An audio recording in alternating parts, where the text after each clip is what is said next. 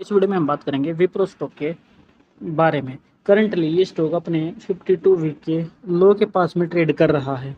तो चलिए दोस्तों इसके बारे में एनालिसिस करते हैं, फंडामेंटल और टेक्निकल। तो सबसे पहले अगर फंडामेंटल की बात करेंगे और समरी को समझें तो मार्केट कैप 2,64,000 करोड़ का है। ठीक है, करंटली 252 पे ट्रेड कर रहा है। रिटर्न ऑन इक्विटी हमें काफ़ी सही नज़र आ रही है।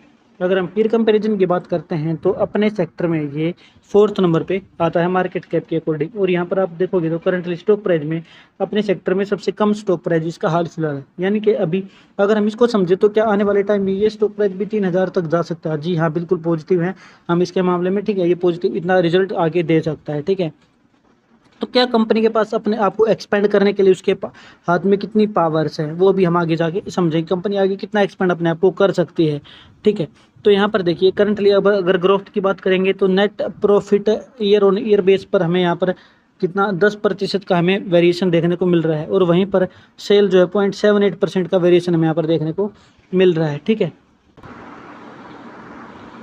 कैश फ्लो हम अगर बैलेंस शीट को देखते हैं तो हमें रिजर्व जो है यहाँ पर कंपनी के बढ़ते नज़र आ रहे हैं। ये भी एक पॉजिटिव न्यूज़ है। इन्वेस्टर्स के बारे में अगर बात करते हैं तो प्रोमोटर के हाथ में 72% की शेयर होल्डिंग है, जो कि काफ़ी पॉजिटिव रिस्पॉन्स यहाँ पर कंपनी का हमें बनता है। एक पॉजिटिव इमेज कंपनी बनती है क्योंकि प्रोमोटर के हाथ में काफ़ी ताकत रहना, यानी कि इन फ्यूचर अगर आगे आने वाले टाइम में कंपनी कोई प्रोजेक्ट लेके आ रही है, इसको फंड की जरूरत पड़ेगी तो अपनी शेयर होल्डिंग थोड़ी रिलीज कर सकते हैं। इसके हाथ में अभी काफ़ी ज़्यादा पावर है। इनकी 72% की शेयर होल्डिंग अपने हाथ में कंपनी लेकर बैठी है। और यहाँ पर पब्लिक से ज़्यादा शेयर होल्डिंग इंस्टीट्यूशंस ने होल्ड कर रखी है। यहाँ पर ये आप देख रहे हैं। ठीक है, तो पिछले क्वार्टर के कंपैरिजन में यहाँ पर हमें शेयर होल्डिंग बढ़ती दिखी है। डोमेस्टिक इंस्टीट्यूशंस की एफआईआई यहाँ पर हमें थोड़ा कम होता दिखा है। ठीक है, एफआईआई का वेरिएशन चलता रहता है।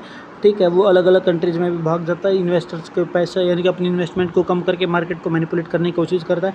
लेकिन डोमेस्टिक इंस्टीट्यूशंस के साथ साथ अगर हम चलने की कोशिश करते हैं तो हमें काफ़ी सारी चीज़ें सही रहती हैं। यहाँ पर रिटेल इन्वेस्टर ने अपनी होल्डिंग को लगभग 13% से 11% कर लिया, लेकिन वहीं पर डोमेस्टिक ने थोड़ी बढ़ाई थी, थोड़ी कम करी, लेकिन फिर से डोमेस्टिक इंस्टीट्यूशन अपनी होल्डिंग को बढ़ा रहा है। तो ये सब चीज़ें टेक्निकल एनालिसिस के बेस में भी समझते हैं कि आने वाले टाइम में क्या टारगेट हमें देखने को मिल सकते हैं। टेक्निकल एनालिसिस की बात करें तो वीकली टाइम फ्रेम के अकॉर्डिंग आप देखोगे 2021 से लेकर 2025 तक का चार्ट हमें देखने को मिल रहा है। यहाँ पर कोविड के बाद से एक बड़ा हाई बनाया था, उसके बाद प्राइस नीचे गिरा और इस रेंज में कंसोलिडेट किया। लगभग 1 से 1.5 साल तक फिर से प्राइस ने ऊपर ग्रोथ यहाँ पर दिखाई। एक करेक्शन यहाँ पर हमें देखने को मिली जो कि यहाँ पर हो चुकी है। ठीक है, तो अब स्टॉक अगर यहाँ पर अपना एक अच्छा बॉटम जैसे कि इस रेंज में बनाता है तो अब एक नए हाई हमें देखने को दोबारा से इस स्टॉक में मिल सकते हैं। अगर पिवट इंडिकेटर को मैं ऑन करता हूँ तो यहाँ पर हमें समझ आता है कि स्टॉक प्राइस लगभग R1 पर रुका है, उसके बाद प्राइस नीचे आया। तो अब दोबारा से अगर यहाँ से ब्रेकआउट देगा तो 276 का टारगेट और दूसरा टारगेट 319 का टारगेट हमें इस साल के अंदर का दिख रहा है, जो कि 2025 दिसंबर तक हो सकता है। ठीक है, इसके अलावा अगर प्राइस वापस नीचे आता है तो 207 तक की करेक्शन हमें देखने को मिल सकती है। इसके अलावा यहाँ पर हमें समझ आ रहा है कि जो स्टॉक प्राइस है वो एक अच्छा रिटर्न हमें निकाल कर आने वाले टाइम में दे सकता है। इसको अगर आप डेली टाइम फ्रेम पे यूज़ करते हैं तो इस मंथ के एंड तक के टारगेट हमारे सामने आते हैं।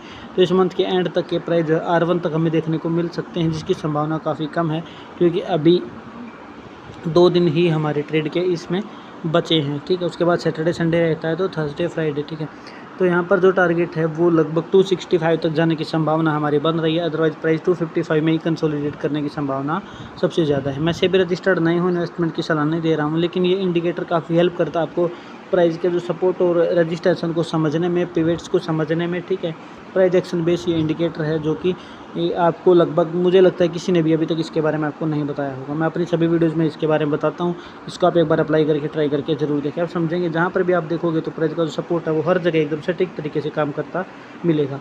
तो इस वीडियो में इतना ही। अगर आप मेरे चैनल पर नए हैं तो ज़रूर चैनल को सब्सक्राइब करें, वीडियो को लाइक किए बिना बिल्कुल भी ना जाएं। Thank you very much.